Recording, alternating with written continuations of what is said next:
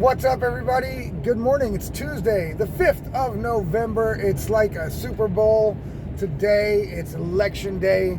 Finally, it has come. We've been waiting for a long time.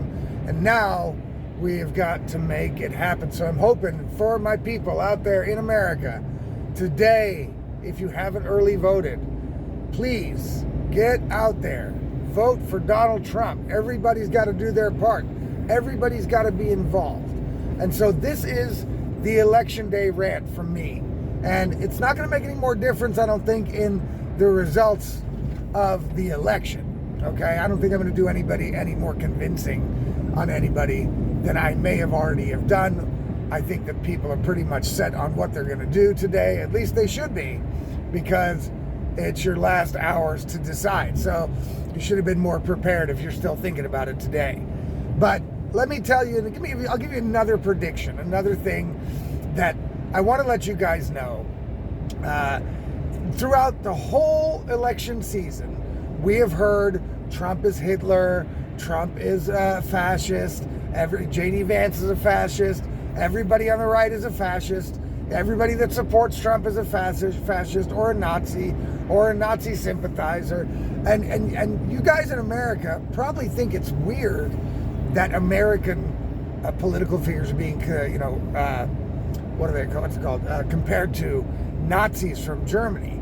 But let me tell you, it's not that weird. The reason why that's happening, the reason why you hear this all the time over and over again, it's not native to America. I mean, I live here in Europe, right? In Germany of all places, Germans are calling Trump Hitler and a fascist. And they call not only Trump Hitler and a fascist, but all of the establishment's political enemies, so they're political adversaries, and the establishment just happens to be either leftists or people that have bent the knee to the left, right? So people that pretend to be on the right or pretend to be conservative, but actually they're just servicers to the leftist ideologues. That's what they are. You know what I mean? And that's what they are in America too. Most of the Republicans in Congress are not Republicans. They're not conservatives. They're rhinos. They are loyal to the establishment status quo, which happens to, at this point, be filled with leftists, filled with liberals. I don't think they're really liberal, but they would call themselves liberal. And that's the same political dynamic that's here in Europe, right? Right now, in Germany, I'll take the example because I live here, but right now in Germany, the establishment parties, according to the polls and according to what everybody knows with their eyes and their ears, and they can see what's happening, the establishment parties, which are made up of different parties, but they're all loyal to the leftist ideology, they are losing. In Austria, they have lost just now. In the European Parliament elections, they're losing. They lost, pretty much. Yeah, they lost, actually. They lost. The Green Party lost their ass.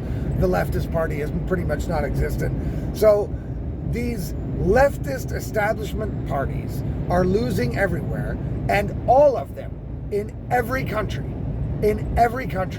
that's part of Western Europe, right?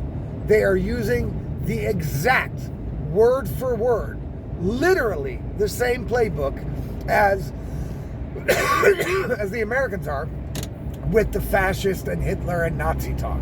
Exactly the same. So let me tell you something, guys. This Nazi talk and this Hitler talk is not going to go away as long as the left has a chance to get power. As long as they are even in the race, even in the elections, even running at all, then they are going to use the Nazi fascist cudgel on their political opponents, no matter who they are. Okay? Here in Germany, we have an article. Elon Musk made the front page of a magazine called The Spiegel, and they claim that Elon Musk is public enemy number 2, which of course he isn't. You know what I'm saying? The public that can think, right? The public that can think for themselves, they love Elon Musk. They love what he's doing. They love his brashness, and they love the fact that he is standing in between the establishments of the world and our rights to free speech and freedom of expression. They love it. The people at The Spiegel that write this article, those are establishment lefty ideologues. right? Just like in America, the dynamic is no different. It's no different. And if you look back in history, all the time that the left loses, every single time that leftist ideology loses, they paint their opponents as fascists, Hitlers, dictators, autocrats. They hate everything about the opponent, and the only thing they have. See, that's why it's so laughable that they're continuing to do this. The only thing they've got left, the left, anywhere in Europe and in the United States at the moment, right? The only thing they have left is to try to scare their opponents, like to try to scare the supporters of their opponents. That's it. So the Nazi thing has to come out, the fascist thing, and oh my God, he's gonna be a dick. Nobody that supports Donald Trump, right? No one thinks he's gonna be a fascist, nor thinks he's gonna be a dictator. As a matter of fact, most of us think he's gonna be too light on these people that deserve to be held accountable for all kinds of things they've done. And that is also people here in Europe. When it comes to COVID and stuff like that, there's a lot of people in Europe that were part of this COVID pandemic bullshit, right? That took away unilaterally the rights of citizens that they have written in constitutions, right? And they just took them away with the blink of an eye, and nobody, they have not faced any accountability. And they should. And in America, there's a lot of people on the left, a lot of Democrats in power that are going to face accountability.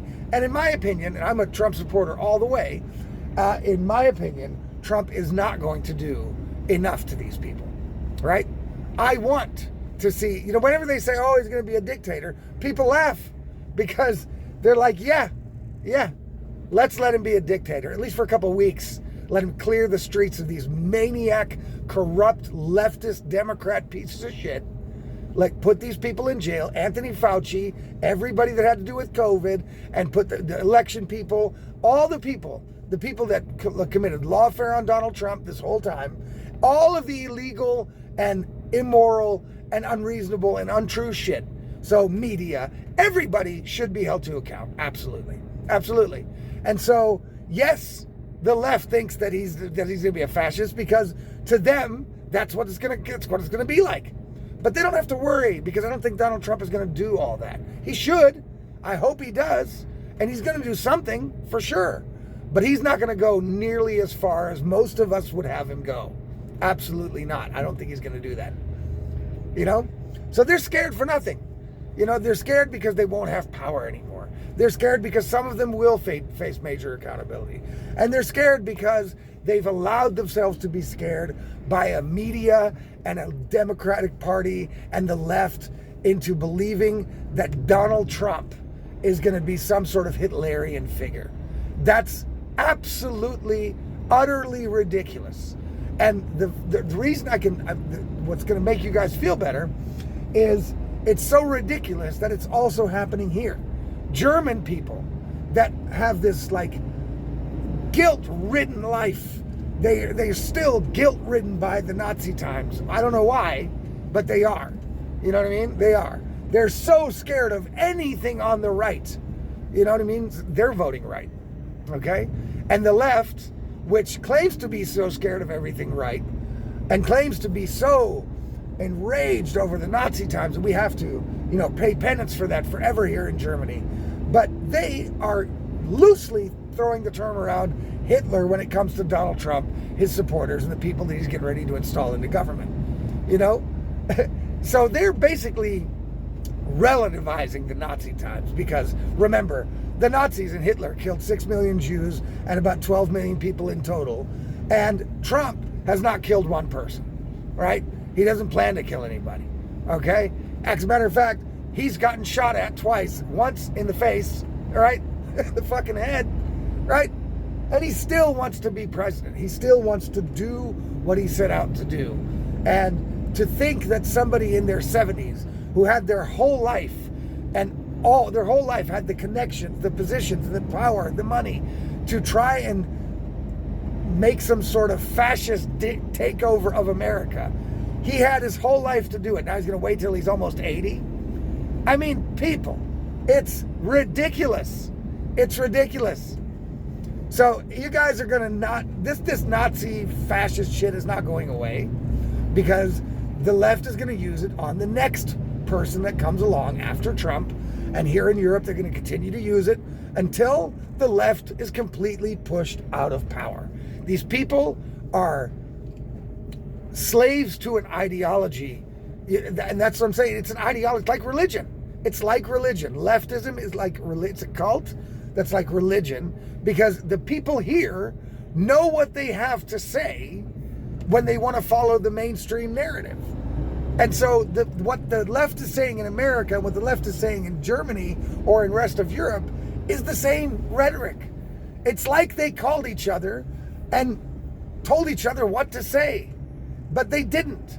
That's just the leftist mentality. That's the only thing they have, is to try to play on emotions. And their favorite one is fear, because people are the most pliable when you use fear on them. People who cannot think for themselves, and unfortunately there's a lot of them, right? They are very susceptible to fear mongering, and that's what the left does best.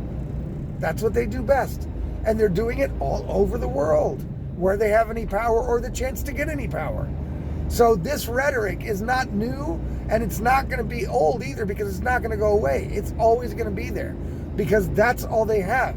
Because as we have seen over the past decade, leftist policies in government only fuck things up.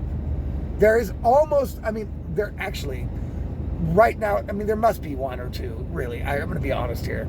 There must be one or two policies that some leftists somewhere made on the planet that are good. Okay?